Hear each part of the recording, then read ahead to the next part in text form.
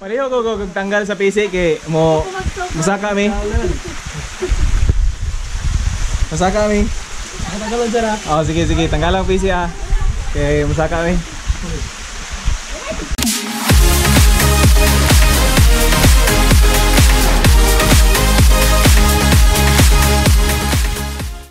Good morning everyone.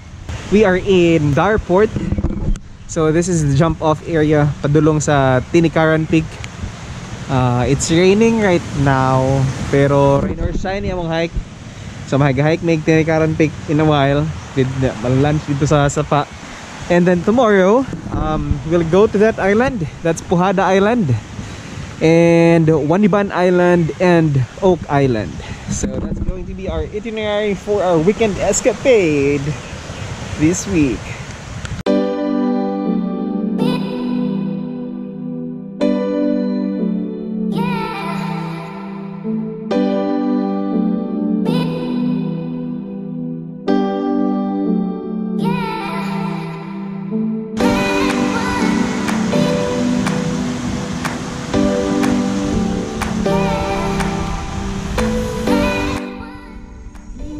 Sobrang nakakamiss yung hiking. Tapos ganitong trail. So we're halfway there to Tinikaran Peak. Kaya tagalon man ang PC ron kaya para makasaka namin. Ganuoy mo. Sige Dok. Go Dok, smile sa Dok. Alright.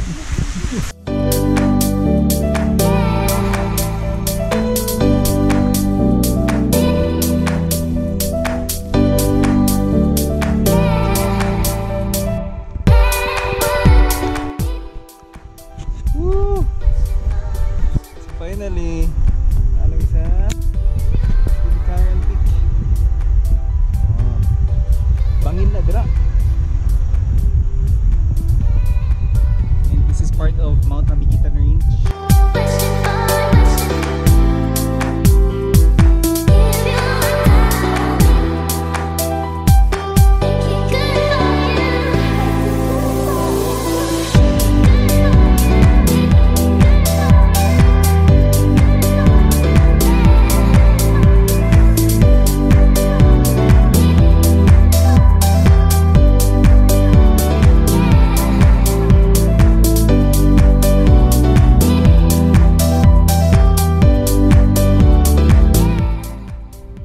Just like Mount Amiguitan guys, Tinikaran Peak is full of pygmy trees or natural bonsai. So Amiguitan feels gapon kayo siya diri because technically this is part of Mount Amiguitan Range.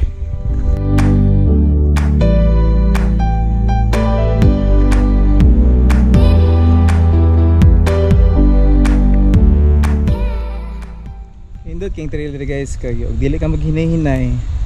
Shortcut yun gadara madulong dito sa pa. Diba? So gunita. Okay. Mahirap na magkalisod.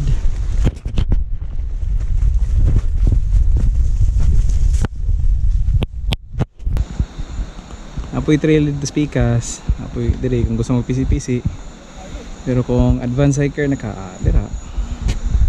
So, part of the trail kay mga bato-bato. And then another round of PC.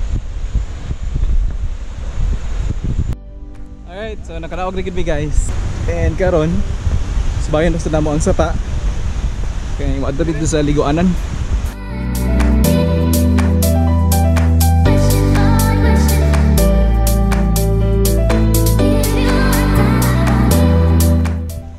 Kung mag Tinikaran Peak mo guys, no choice ka dali kundi basa gid yung tiil. So it's up to you if magsapatos ka or mag sandals. Anything that you're comfortable with.